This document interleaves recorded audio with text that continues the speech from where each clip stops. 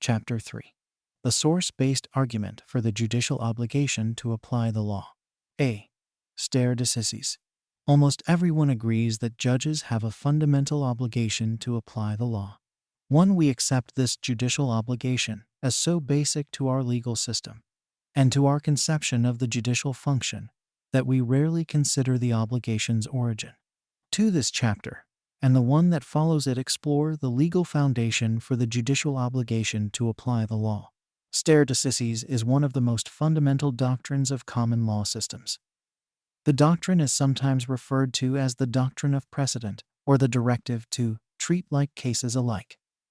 Some writers differentiate between the doctrine of precedent and the doctrine of stare decisis. These writers claim that the doctrine of precedent reflects structural facts about hierarchical judicial systems that require lower courts to obey the decisions of higher courts. They claim that stare decisis is the doctrine that binds a court to its own prior rulings. Rather than this distinction, I prefer to refer to vertical and horizontal stare decisis to express the former and the latter idea, respectively. This is more than mere semantics. An artificial differentiation between doctrines of precedent and stare decisis misapprehends the generic nature of the binding force of precedent. Precedent influences all common law judges to varying degrees. Distinguishing between a doctrine of precedent and a doctrine of stare decisis muddles the fundamental nature and importance of stare decisis in common law systems.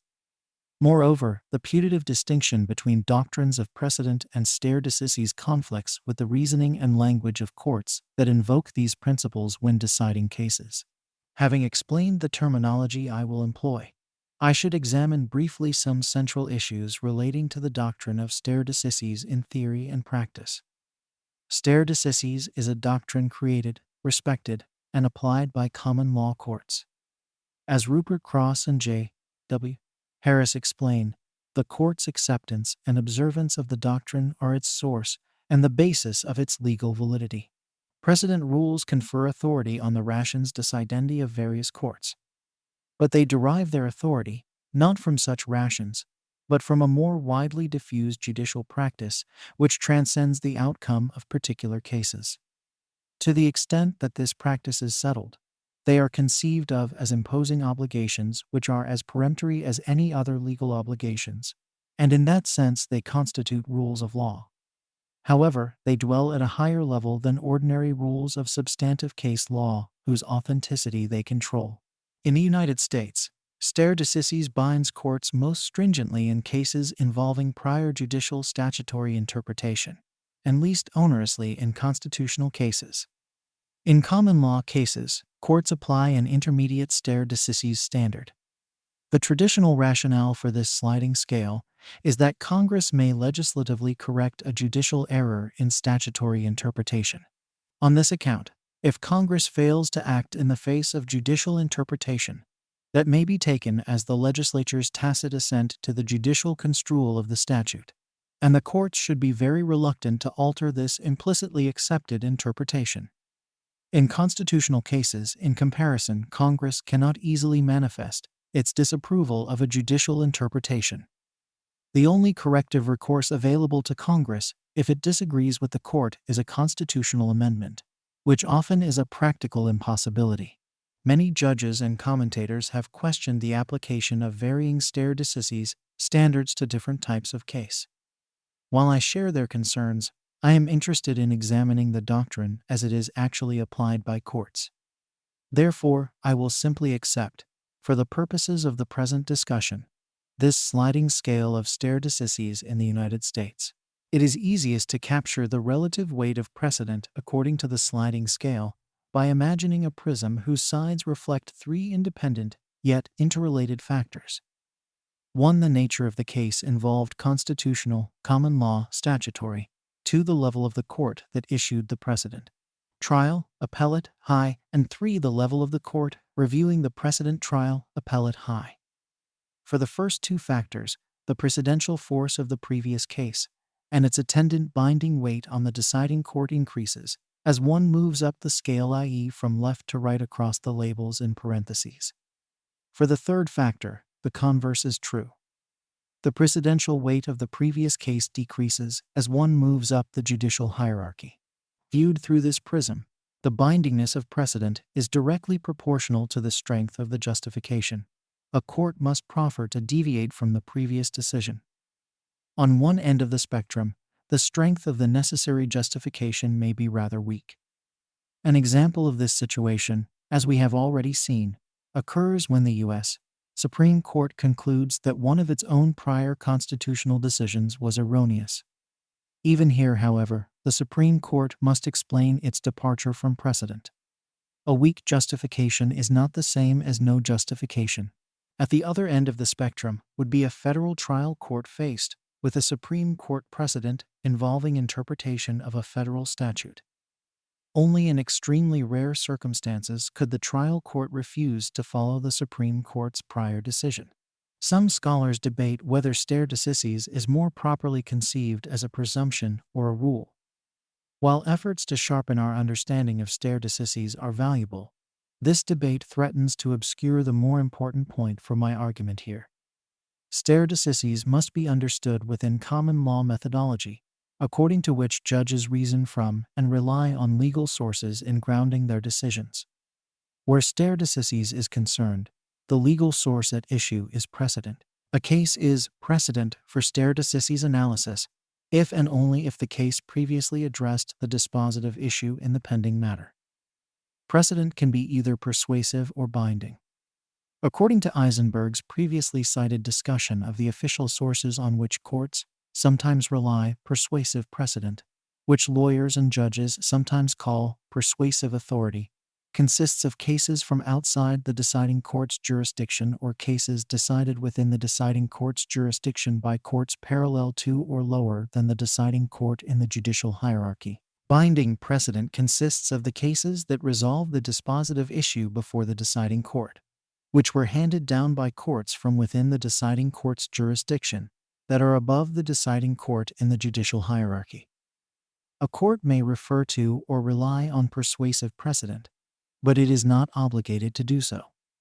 A court must refer to, and perhaps must defer to binding precedent, and its failure to do so is a defect in common law reasoning and method that undermines the court's contribution to the judicial process, impairs the authority of its decision, and may even invalidate its decision as per incuriam. Whether conceived as a presumption that may sometimes be rebutted, or as a rule that may occasionally yield to another rule, the point remains the same. Anytime a court is presented with binding precedent, it is required, by common law method and reasoning, either to follow the precedent or to justify its deviation. This is why stare decisis is the foundation of the judicial obligation to apply decisional law. The injunction to treat like cases alike, or not to unsettle things which are established, requires courts to follow precedent. As this injunction has evolved within common law method, any departure from the doctrine of stare decisis demands special justification. So stare decisis requires judges to follow precedent and apply the law as they find it, or to justify their deviation from the established rule. In the majority of cases, of course, there will be no justification for divergence. The judge will be obligated to apply the law as it is. I should digress briefly to address a possible objection to my approach. I have here defined the term binding precedent somewhat expansively. I understand it to refer to those cases that bind a judge either to follow them or to explain his reasons for not following them. Some readers may claim that I am distorting the meaning of the word binding.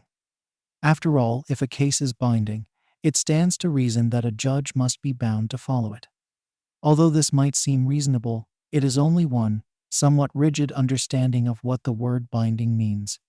One may be bound to do one thing and one thing only, or one may be bound to act within a set or series of permissible options. This objection implicitly adopts the former definition of the word binding, while I choose the latter. In my view, the more inflexible definition inaccurately describes the way judges and lawyers often use the term binding precedent. A personal example will help to explain what I mean. Once, when arguing before the U.S. District Court for the Southern District of New York, my adversary and I agreed that certain cases of the U.S. Court of Appeals for the Second Circuit were binding precedent. But I argued nevertheless that the district court should adopt an alternative legal analysis dependent on a different line of Second Circuit precedent.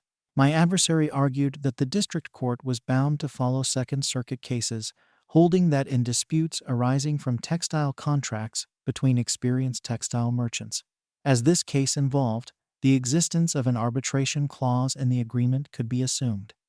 I argued that the district court should follow a line of Second Circuit decisions, holding that parties seeking to enforce an arbitration agreement must always demonstrate the existence of an agreement to arbitrate between the parties involved, which I claimed the defendant could not do in the circumstances of our case.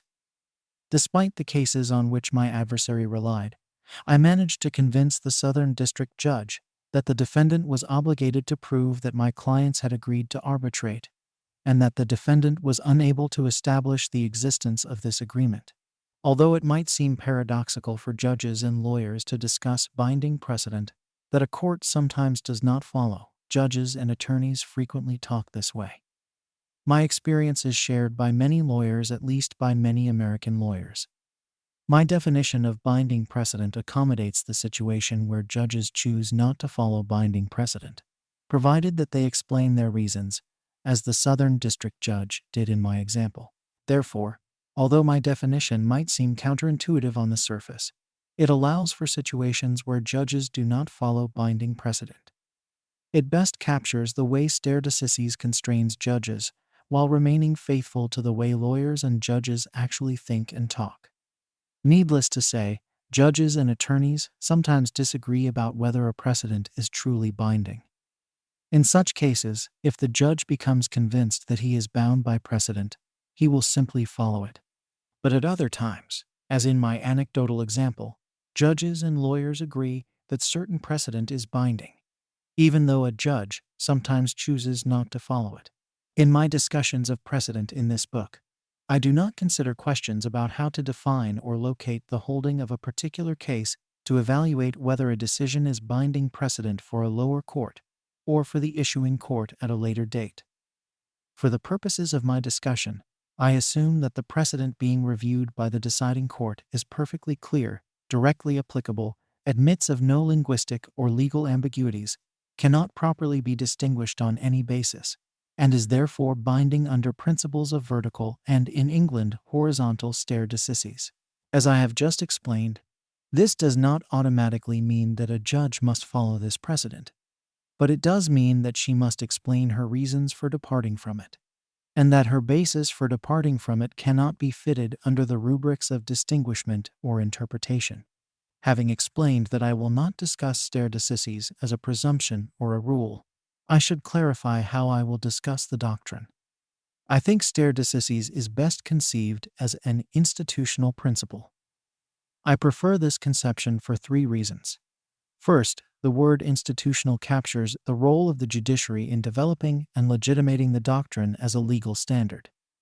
Second, the word principle best denotes the breadth and generality of stare decisis' operation within common law systems.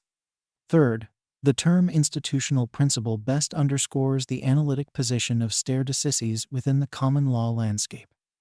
Stare decisis is a foundational principle against which other legal rules are gauged. This position of stare decisis was described in an earlier quotation as being higher than the specific cases whose precedential force stare decisis determines.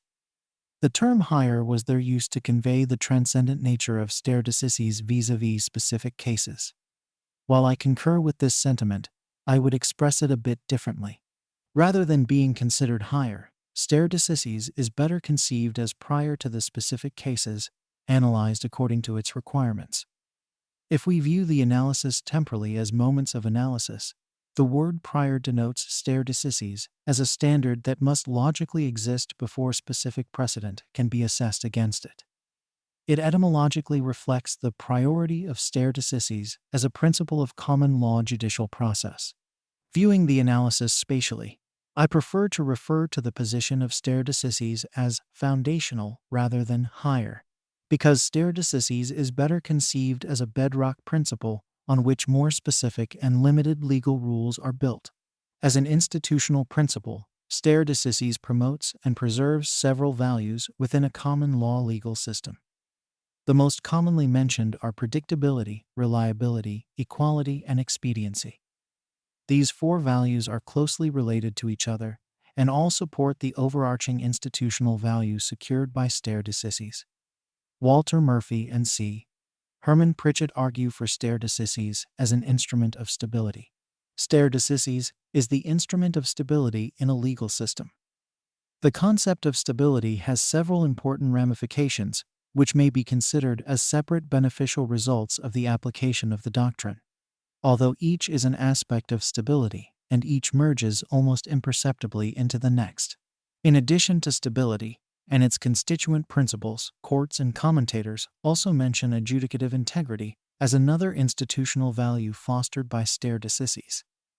The courts are entrusted with the task of fashioning and preserving a jurisprudential system that is not based upon an arbitrary discretion, by requiring judges to follow precedent in the absence of any justifiable basis for divergence. Stare decisis contributes to the objectivity and impartiality of judicial decision making and legitimate adjudication for litigants and citizens as participants in and observers of the judicial process. For stare decisis to matter in legal reasoning, a judge must be bound to follow precedent, even or especially where the judge would otherwise decide differently. Indeed, stare decisis has no genuinely binding effect if it requires courts simply to consult precedent, while always remaining free to disregard it should they so choose. Yet it is precisely the binding nature of stare decisis that troubles those writers who believe stare decisis sometimes perpetuates injustice by constraining judges to follow regrettable precedents solely because a wrong-headed or insensitive judge happened to decide the matter first. Stare decisis demands that courts conform their decisions to decisions reached by previous courts, and sometimes those previous decisions will have been unjust. Stare decisis, that is, sometimes requires courts to reach unjust decisions. This fact may seem a disturbing anomaly in a system ostensibly devoted to justice. Various writers have offered theories of stare decisis intended to avoid the anomalies created when adherence to precedent requires perpetuation of injustice.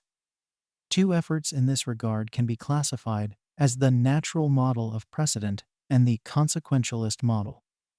While superficially appealing, both models suffer from significant deficiencies. The natural model casts stare decisis as requiring judges to decide cases by seeking the most morally correct rule that will justify a decision, sometimes even where the most morally correct rule conflicts with the rule announced in the precedent that purportedly constrains the deciding judge. While the natural model successfully avoids the injustice-perpetuating difficulties imposed by stare decisis, the baby is out with the bathwater. Simply put, the natural model is not a model of precedential constraint at all. Stare decisis fosters stability and consistency in common law systems. The natural model sacrifices stability, as well as stare decisis's systemic reasons and functions in the interests of justice. By single-mindedly seeking justice in almost all cases, the natural model would undercut the institutional values of predictability, reliability, equality, expediency, and integrity that engender the larger sense of justice necessary to sustain the legal system itself. The consequentialist model also stems from theorists' disenchantment with the rigidity of stare decisis. This model instructs courts to consider the results that adherence to stare decisis will produce.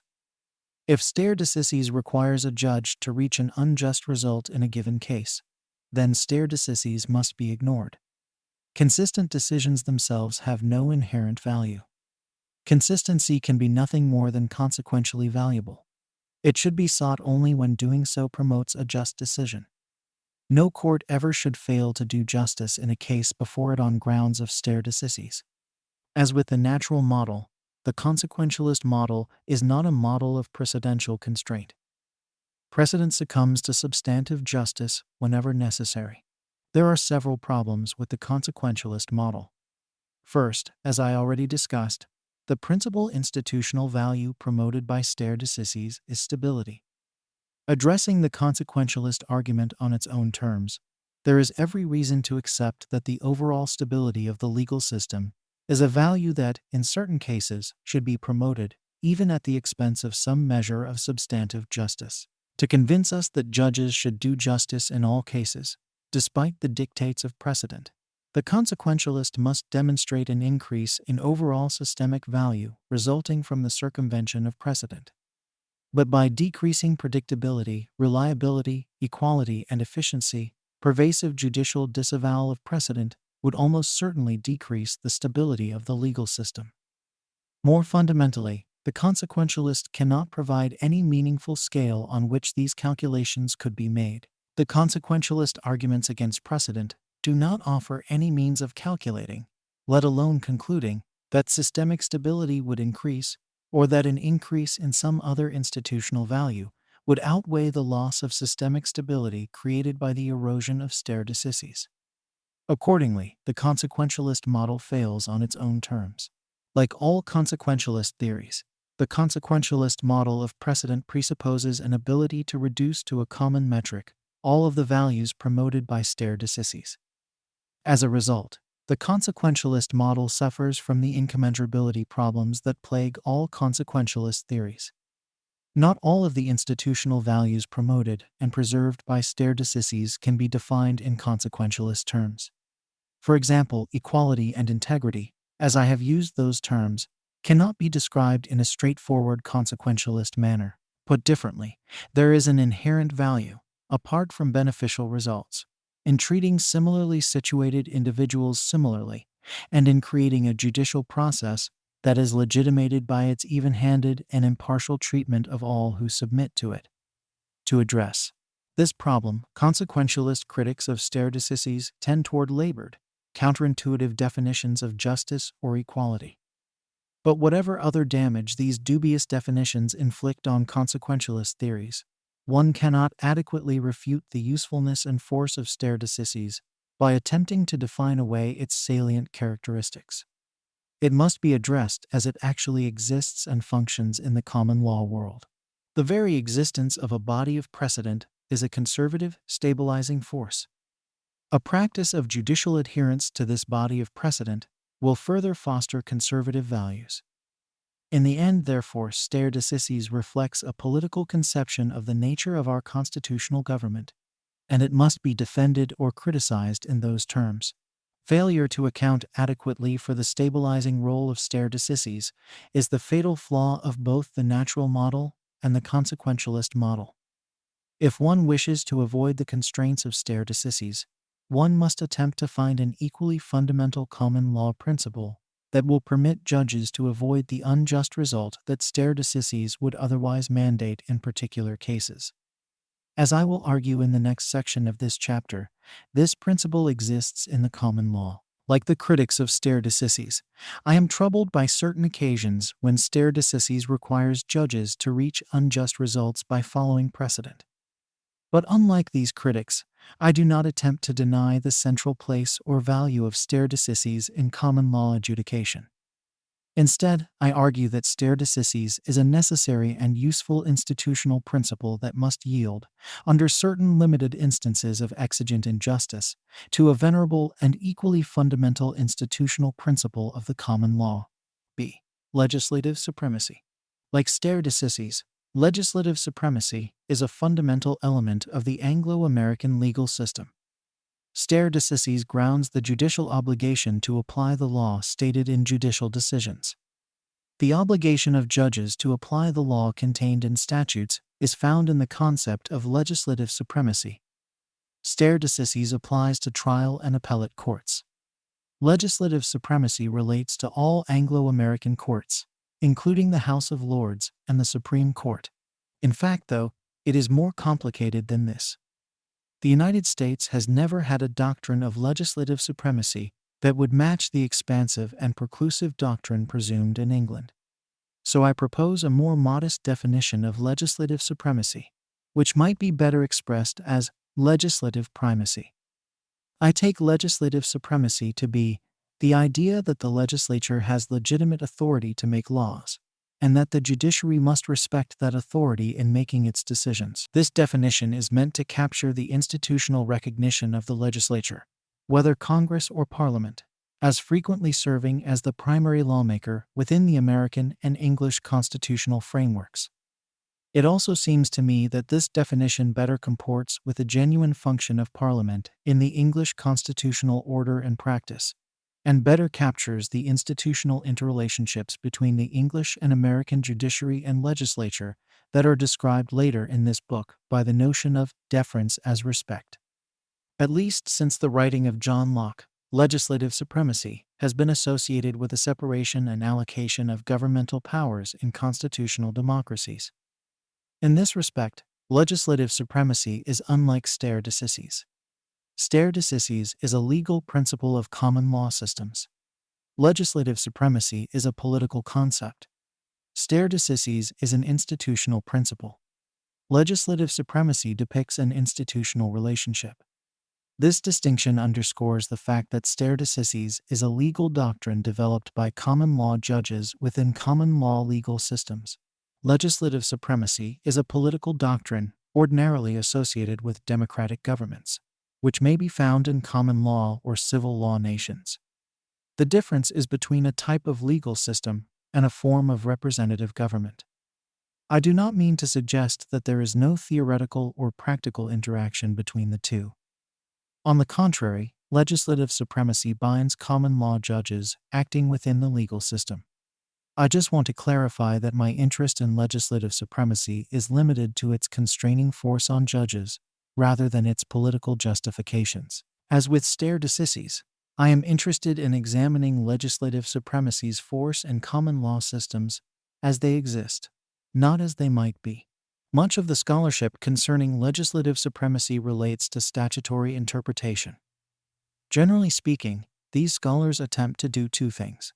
First, they seek the optimal methodology for judicial consideration of legislative language and intention, to assist judges in enforcing or considering whether and how to enforce statutory enactments.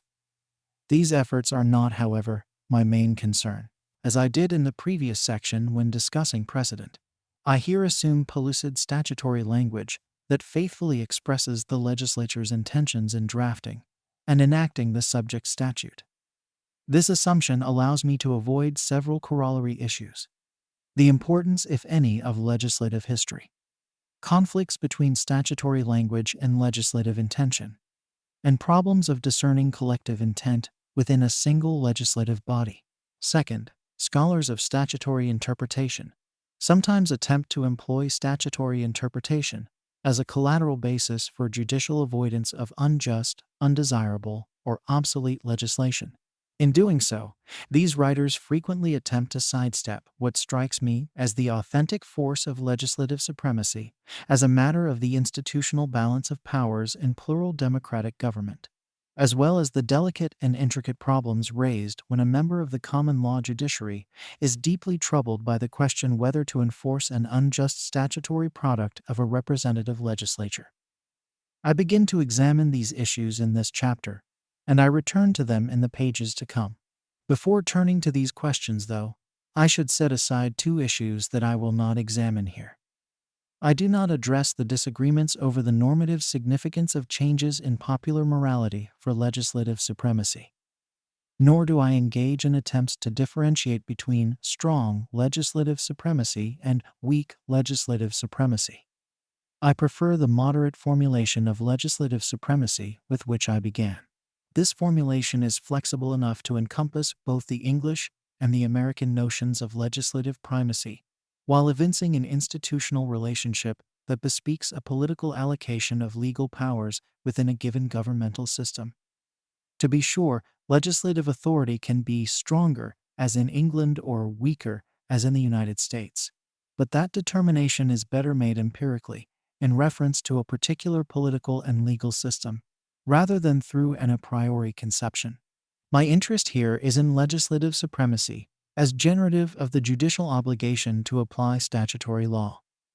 The obligation of judges to apply statutes, as the legislature enacted them, derives from the allocation of powers to governmental branches, and the limitation of these allocated powers. Where the allocation of powers is concerned, the Supreme Court has written, "Our system of government is, after all, a tripartite one. with each branch having certain defined functions delegated to it by the Constitution.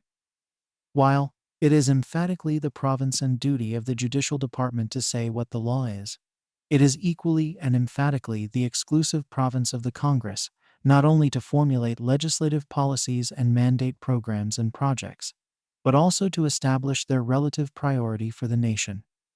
Once Congress, exercising its delegated powers, has decided the order of priorities in a given area, it is for the executive to administer the laws, and for the courts to enforce them when enforcement is sought. The allocation of powers in Anglo-American legal and political systems delegates authority to the legislature to enact statutes and establishes the primacy of the legislature in relation to the judiciary in the sense that the judiciary cannot, absent some extraordinary circumstances, question the propriety of statutes enacted by the legislature. This institutional relationship between the legislature and the judiciary is recognized in judicial opinions and as judicial statements, such as the following often acknowledge, constrains judges when deciding statutory cases. The wisdom or propriety of the statute is not a judicial question, but one solely for the legislature. A statute may seem unwise, it may seem unjust, it may seem unreasonable in its operation upon the rights of the citizen. But that view of the law, in the absence of some conflict with the Constitution, cannot be made the basis of a refusal by the courts to enforce it. If it be deemed thus obnoxious, the complaint should be addressed to the legislature. Legislative supremacy forms the basis of the judicial obligation to apply statutory law. Because the legislature is allocated unalloyed power to enact statutes, and because, according to the doctrine of legislative supremacy, the judiciary must respect and ordinarily enforce the laws enacted by the legislature. The previous quotation acknowledges that legislative supremacy sometimes requires judges to reach unjust results. As with stare decisis, legislative supremacy can only operate as a meaningful judicial constraint if it requires judges to enforce statutes despite their desire to decide differently.